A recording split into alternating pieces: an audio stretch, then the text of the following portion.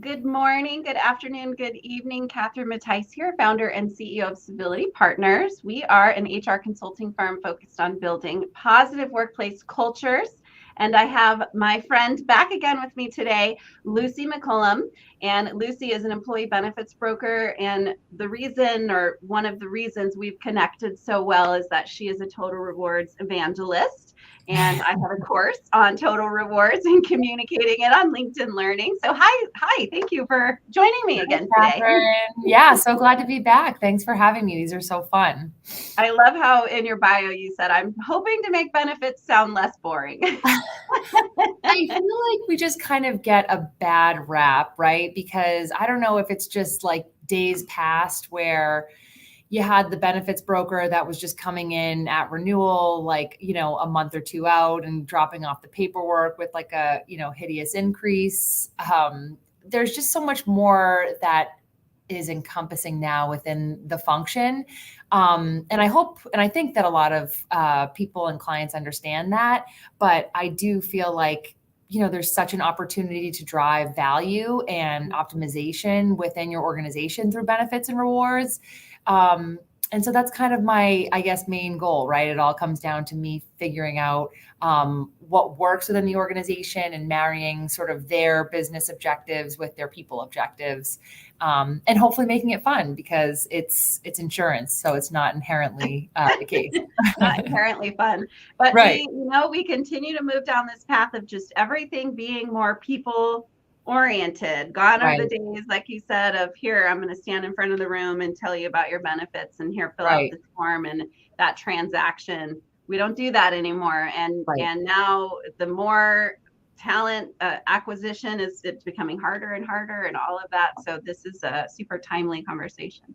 Right. And I think also with, the current labor market and the great, resignation or the great reset, which is a more positive spin on on the current state of events. I do think that it's been solely focused on, maybe more like compensation and salary and how we're driving up these prices and offers. So it is kind of an opportunity to get creative, right? So what are you looking at from a non-comp, incentivization strategy to keep your people? And it's even more difficult, right? Because of the whole, hybrid format. So it's not like you can try and, offer things within the office, like the classic foosball table or the keg, because that doesn't move the needle anymore. And I don't really know if it ever did, to be honest. But nowadays, it's all about trying to figure out how you can be, flexible with your employees and how you can sort of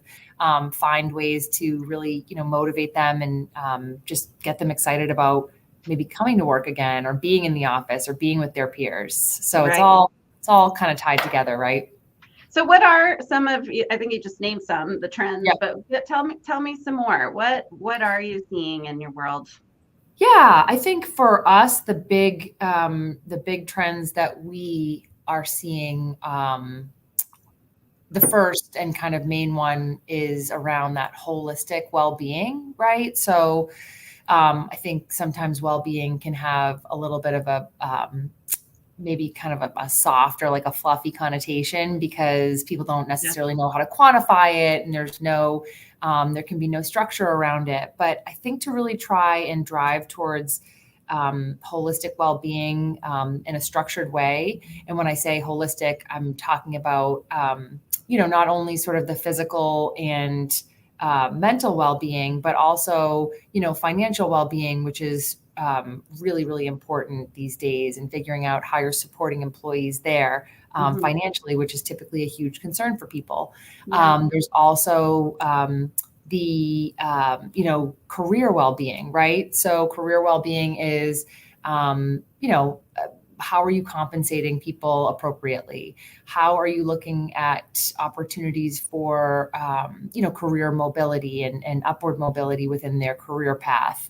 How are you setting a trajectory for those employees to really continue on within the organization at a higher level?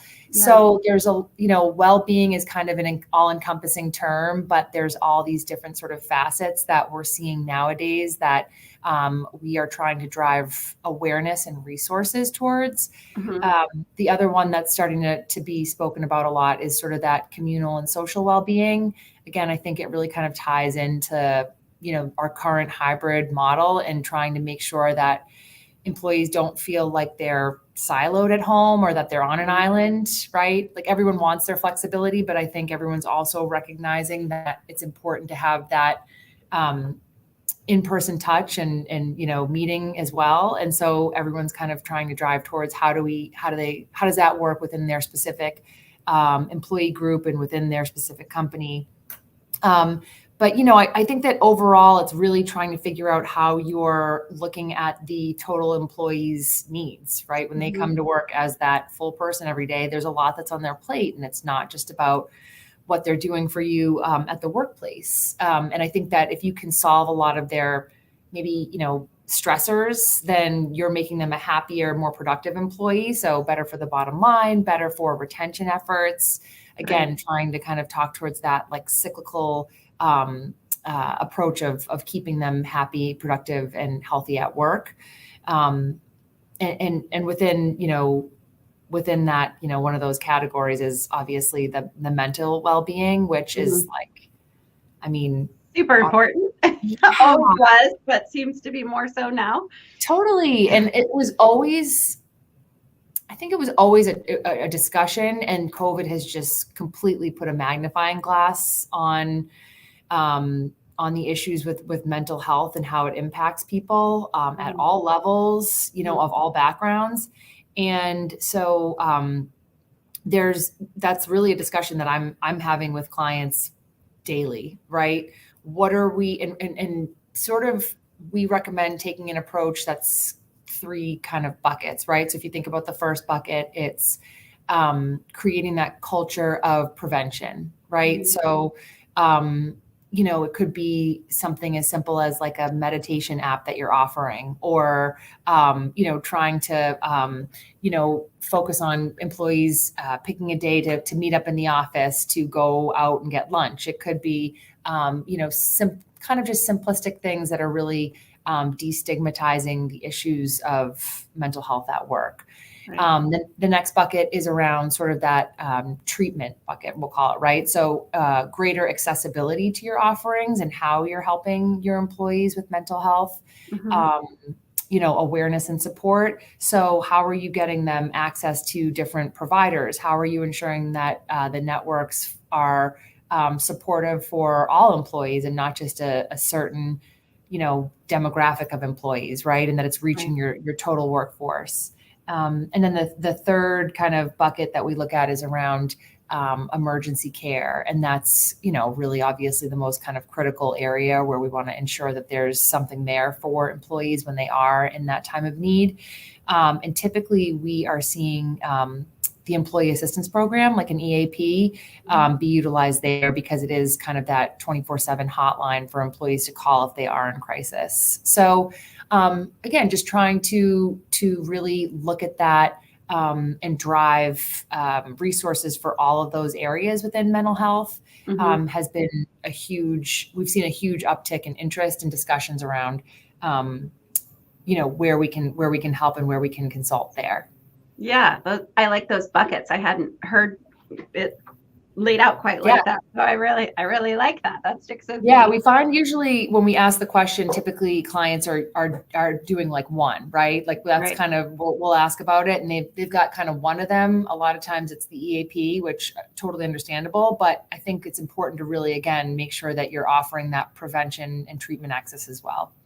Yeah, and I agree. There's the culture of prevention in my mind has to include demonstrating that it's okay to talk about your emotions. And so everybody's got to have that safety to be open about how they feel. And managers have to display that, and so that others will do it too, and and the whole element of like psychological safety comes into play too, right? And we can spin off to a whole another chat on that one, but really, making sure that your workplace is one where people do feel like they can be transparent and talk about their issues, and it's not going to be seen as, a negative or like they don't want to work hard or that there's something, wrong with them. It's just more about, recognizing that they need some support and trying to help them. And I think the better that employers can handle that, the more apt their employees are to feel loyal to their employer, because they actually supported them through an event like that versus kind of falling down in the time of need. Right. Right. I'm going to go off topic a little, sort of. I'm going down a path. One thing I see is when we talk about, showing, you have to be able to show your emotions at work if you want people to be vulnerable and share, that's part of mental health, how you're feeling, obviously. Sure. And I find, though, that it's okay to show more masculine emotions like yelling or that high stress type of communication that can be abrasive. But then if someone cries, they're considered weak or what have you. You know what I mean? And it's like the masculine emotions are okay, and the ones we might consider feminine are not. And that's a paradigm shift that really has to change, that when we're talking about emotions, just removing any sign of weakness attached to, if you show an emotion, you're weak. We got to get that out of the way, but then also recognizing that all emotions are okay, not just the masculine ones. That's a great point. And I think that people feel, if they don't feel like that they can express a specific emotion, again, that's stifling and you're just falling down again, because you're not making it a place where people feel comfortable bringing a range of emotions to the table. Interesting, though, about the masculine feminine approach, because I would wholeheartedly agree with that. And I think only allowing for one just creates maybe, more of a toxic culture than employers realize. Yeah. So question for you, and we were talking about this yesterday, this kind of attention economy. There's so much noise. I know that I have something like 220 emails in my inbox at the moment. So how might we communicate all of these wonderful things? So if you have the EAP, it's probably fairly easy. Here's the EAP. Right. But assuming organizations out there following your advice and doing so much more with their benefits and this idea of total rewards, what are some of the trends you're seeing on how to communicate them? Or maybe they're not trends and you're like, please start communicating. Please do this. Please do this now. That's really funny. I am a big supporter, obviously, per our last discussion, of enhancing and being intentional about communication and education of your benefits and rewards, because again, without any communication or, education, employees don't understand what is even offered. So all of this, money and time and great plans that you built for, being intentional towards the demographic will go by the wayside if there's not, a commensurate project plan around communicating those things to employees. Right. So hugely important. I think it's where a lot of, employers tend to fall down, because it just kind of does go by the wayside after all the time spent and money spent on getting these plans together. But it's huge. And so I think the first thing you want to do when you're thinking about putting this together is understanding who your employees are and understanding how they want to be communicated to, right? I think the classic, one-liner is, they didn't read my email. Well, yeah, because if you've got 220 in your inbox, like your time I sure did it. Yeah. And you see something that comes through that's like, I'll deal, even the best intentions around wanting to get to that email. I mean, it happens to me all the time. It goes to the bottom of my list. And so with this, and people are at a rate of production like never before now that they're at home working and they don't have there's just all this time now to enhance productivity, which is a great thing. But it also, then means that there's a lot more happening for everyone on day to day. And inbox management can be a bear. So yeah, I mean, if people aren't reading your email from HR, I mean, like, are you expecting them to? Because maybe don't. Or maybe that's the thing, like, if they're not reading it, then fine, then it's not their fault they're not reading it. You got to reevaluate, okay, well, how else can I get their attention? Right. Yeah. And instead of having, even if you just look at the email example, why not then, take that first line in the email and put exactly, like, make it as so simple, keep it simple. And just that first line, what you really need everybody to understand, even in the subject line, I mean, at this point, right? Because chances are, if they see that it's coming from, HR, they're thinking that it's something they have to do and it's something they have to comply with. So it might go to the bottom of the barrel anyway. So keep it short, keep it simple, and just, make sure you're understanding your audience if you are still going to do the email thing, which obviously is going to be, a mode of communication. But outside of that, I think it's important to really check in with your, employee demographic. I use that word all the time because it just encompasses what you're really trying to understand. Is it the generational bucketing, right? Do you have a lot of kind of millennial Gen Zs? Is it more of the, boomer generation where you're talking about like, the pre-retirement kind of planning stuff? Like who are your people, and how are they going to want to communicate? And I do feel like more and more I see these TikTok videos from some savvy HR and people ops groups, and I think they're brilliant. I mean, they're like 10 seconds. It gives you the highlights that they're pointing to, and it's like, okay, great. Like now I know what's going on. And the attention span nowadays, it's like a goldfish or a gnat or whatever, my new creature we can think of, right? So for sure. I was just refilming some of my LinkedIn courses the other couple weeks ago, and the director was telling me that the trend he was seeing is that audio tends to be getting longer because everybody's listening in their car, but visual stuff is getting shorter. So in fact, they were having me refilm these two courses because they were so long, and the new guidelines at LinkedIn Learning are much shorter courses. And so,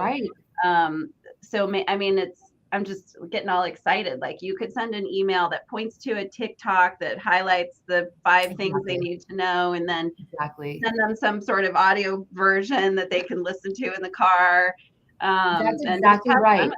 Yeah, put a podcast channel together. I mean, because that's everyone is really in their car, especially if midweek now. I feel like everybody commutes on Tuesdays through Thursdays, and so the car time has gotten significantly longer. So I don't know, maybe make a podcast. Try to make it engaging. Try to make it fun. Try to meet people where they're at is the point. And it sounds pretty simple, but I think logistically trying to figure out how to structure that and what resources you're going to use.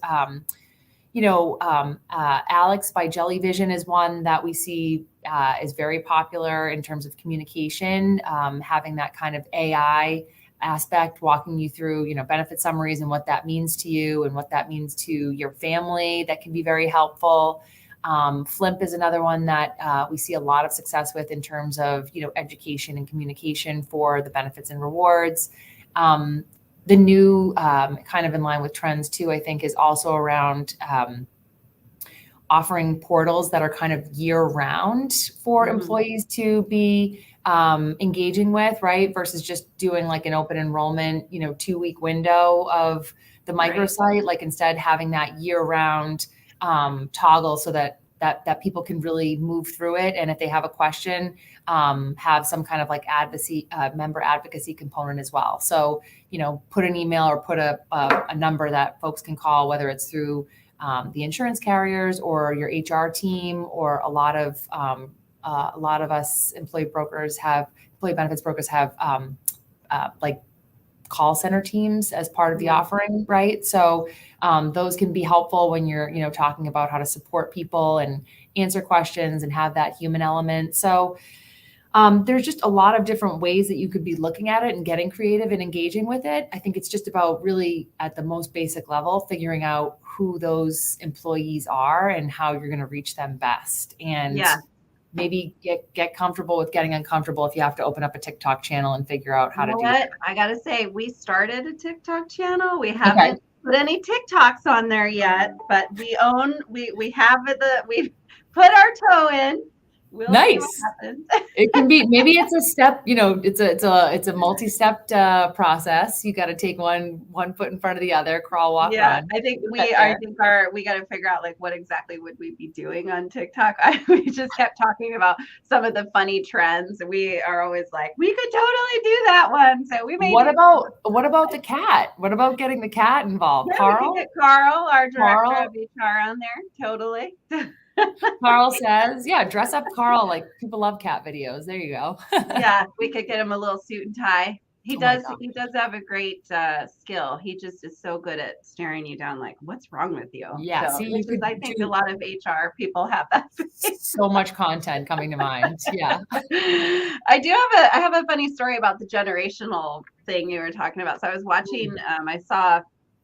I don't remember. She was the VP of HR, somebody from HR, talking about how they were building culture at a hospital here in San Diego. Okay. And she was talking about focus groups and the generational difference. And it was so funny. She's like, so we were going to do these focus groups and we invited all different generations and we made sure, they were made up of all these different types of people.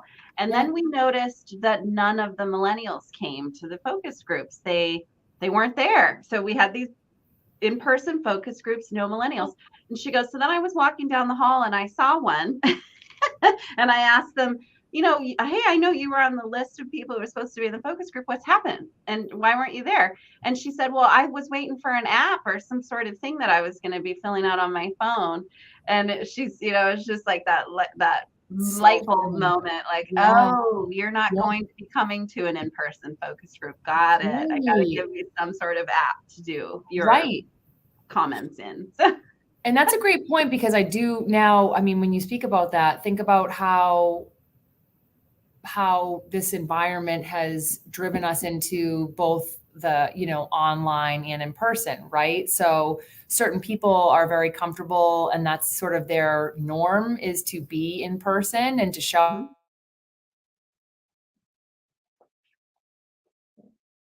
Uh-oh, Lucy, you froze on me. Oh no, am I Oh, back? there we go. You're back. Okay. Sorry. So yeah, I feel like some norms could be, more like I was saying, digital, where they want to have that, that option. And who knows how gosh, I'm terrified that in the future, no one's going to do anything in person and we're all going to be like robots behind a screen. That's Yes. terrifying, but yeah. This is very scary. This is very scary. So I have one other question for you. How do you, can you measure the impact of your different rewards programs? How do you drive that impact? I mean, Yeah. So I think that it can be, definitely want to loop in sort of the analytics element, right? So if you've got like a people analytics team, or if you have a benefits broker, that's another resource that can be well utilized. But I think a lot of times it's really about finding out the quickest ways to, to drive that impact when you do have the analytics and you do have an understanding. For me, there's a lot that can be done because I think when I'm brought into, certain clients and they want to either stop the bleeding or there's this high medical trend that they need to deal with, or there's, engagement issues, or there's something that they really want us to come in and help with like right away. We'll get on that. But a lot of times what I come into is things seem to be okay. And we're working on a lot of other, operational initiatives that we need to get done. So how do we drive impact within the benefits plans with like a low lift for us, the HR and people team? But that's going to drive some value. And so a lot of times my answer there is just, why don't you try and highlight, emphasize, communicate what's already in place? Because I bet you again that it's been an area where maybe you haven't done much of that. And there's ways that you can be pulling, from things within your plan that I'm sure a lot of people don't even know about. Like there are value-added programs within life and disability carrier programs, like will preparation, legal assistance. Right. Oh, you froze again. Come back, Lucy. So sorry. Oh, there we go. So sorry. So there's a lot of things, my point being, there's a lot of things that you could really be emphasizing that are already there that a lot of people are not even focused on. A lot of times when I mention it to the HR teams, they're not even aware of them, right? So it's because there's so much to look at. So I think it's really about taking a full understanding of what you have and then saying, okay, these are the three things that we really want to highlight within our programs that we already are paying for and that we need to just make sure that employees are aware about, because you're going to reap that goodwill and better emphasis on the total rewards package just by pulling things out and highlighting them. A simple did you know campaign month by month is May is Mental Health Awareness Month. Pick a vendor that you use, highlight the EAP, show how many visits they can get. I mean, it can be very, again, simplistic. Do it via TikTok, where you're already doing things that you're already, paying for. You just want to really enhance the return on investment, because if it's already there, then just highlight it. And that's a really low lift and to drive a really great, end result. Yeah, it's like a marketing campaign. You could do even like there's a thing called Biteables, which you can make little videos using their little cartoon characters and things. Great. So that's another fun way. So if you send out a minute-long video once a week that's funny, gets attention, and highlights one piece of what you're offering, and you could do that every week, and just highlight different parts of it. Did you know that EAP, X, Y, and Z? Exactly. Or did you know that we're doing a STEPS campaign or whatever? So I feel like HR either needs to have some marketing insight and be a marketer at heart and have fun with it, or there needs to be a marketing person inside HR. Right. Or partner with your marketing team. I mean, if you've got the resources, see what they can, create or that they can partner with to try and, just enhance what's already there, right? That's a really great way to do things. And I think that it gives, it just is going to continue, if you're consistent about it, it's going to continue to show employees that you've got a good plan and to focus on the positives versus, any of the negatives. And I think that a lot of times employees view healthcare and their medical benefits as negatives because they've got, there's a cost share element, or maybe there's a high deductible plan. Okay, so look at the high deductible plan with the HSA and the health savings account.